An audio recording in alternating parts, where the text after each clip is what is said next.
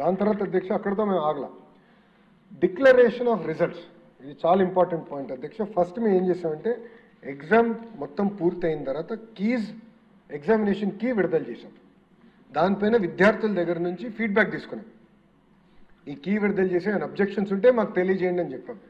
దాని తర్వాత subject matter experts దగ్గరికి అబ్జెక్షన్స్ అన్ని తీసుకెళ్ళి ఫైనల్ కీ కూడా పబ్లిక్ డొమైన్లో పెట్టాం. This is the final key అని. దాని తర్వాత నార్మలైజేషన్ ఆఫ్ స్కోర్ చేసి అది పబ్లిక్ డొమైన్లో పెడతాం జరిగింది అధ్యక్ష. డిస్ట్రిక్ట్ మెరిట్ లిస్ట్ కూడా పూర్తి చేసి మొత్తం ఆన్లైన్ మెకానిజం డైరెక్ట్ ప్రతి ఎవరైతే ఎగ్జామ్ రాశారో వాళ్ళకి SMS పంపించాం అధ్యక్ష. క్లిక్ చేస్తే డైరెక్ట్గా వాళ్ళ ఎన్ని మార్కులు ఏ సబ్జెక్ట్లో వచ్చిందనేది వాళ్ళకి తెలుస్తుంది అధ్యక్ష.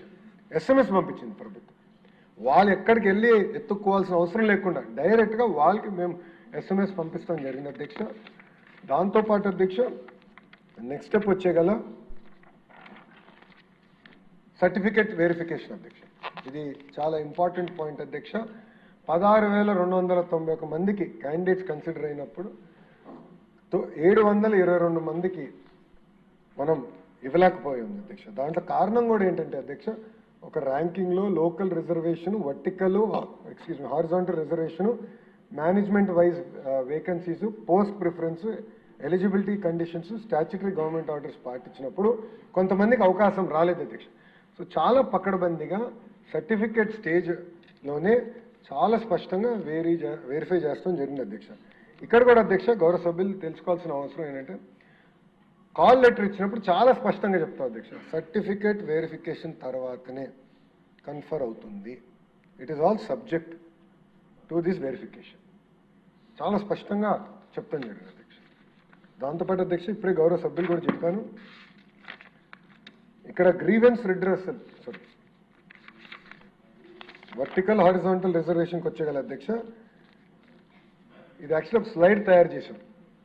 బస్ని ఉదాహరణగా తీసుకుని ఎంతమంది ఎక్కారు, దాంట్లో ఏ కమ్యూనిటీకి చెందిన వాళ్ళు అంటే ఎస్సీ సోదరుల రిజర్వేషను, బీసీ సోదరుల reservation, economically weaker section reservation అంతా చేసిన తర్వాత అది వర్టికల్ అవుతే హారిజాంటల్కి వచ్చేగల ప్రత్యేకంగా డిసబిలిటీస్ ఉన్నవారు, స్పోర్ట్స్ కోటాలో ఉన్నవారు, అదంతా హారిజాంటల్ రిజర్వేషన్ చేయాలి అధ్యక్ష. It's very very complicated point based system అధ్యక్ష.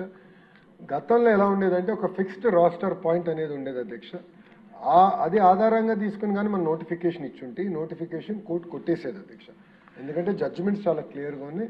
కమ్యూనిటీ బేస్డ్ రాస్టర్ ఇంటిగ్రేషన్ చేయాలి, వర్టికల్ హారిజాంటల్ రిజర్వేషన్ చేయాలి, ప్రతి క్యాండిడేట్ని ఆ రిజర్వేషన్లో మీరు ఫిక్స్ చేయాలని చాలా స్పష్టంగా సుప్రీంకోర్టు జడ్జిమెంట్స్ ఉన్నాయి కనుక అది మేము ఫస్ట్ టైం, నేను ఇప్పుడే చెప్పినట్లు భారతదేశంలో ఫస్ట్ టైం డిఎస్సిలో అది నిర్వహించిన ఏకైక ప్రభుత్వం ఎన్డీఏ ప్రభుత్వం అధ్యక్ష. ఇది అయిన తర్వాత అధ్యక్ష గ్రీవెన్స్ రిడ్రెస్, గౌరవ సభ్యులు చెప్పినట్లు 33,830 గ్రీవెన్సెస్ ప్రతి క్వైరీస్ వస్తే హెల్ప్ లైన్ ద్వారా కాల్ సెంటర్కి వచ్చినాయి అధ్యక్ష.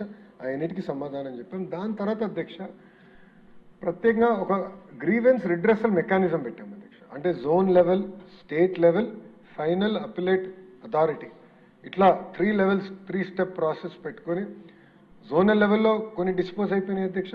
జోన్ లెవెల్లో డిస్పోజ్ అయిన ఎవరికైతే సాటిస్ఫాక్షన్ లేదో వాళ్ళు స్టేట్ లెవెల్కి వచ్చారు, అది రివ్యూ చేశారు, అది డిస్పోజ్ అయింది అధ్యక్ష.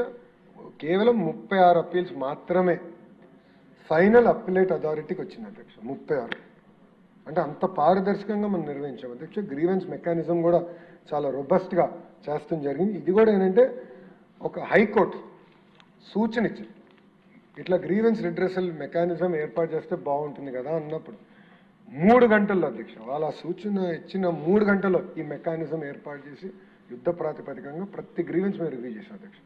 ఎందుకంటే అది మేము ఫీడ్బ్యాక్గా తీసుకున్నాం.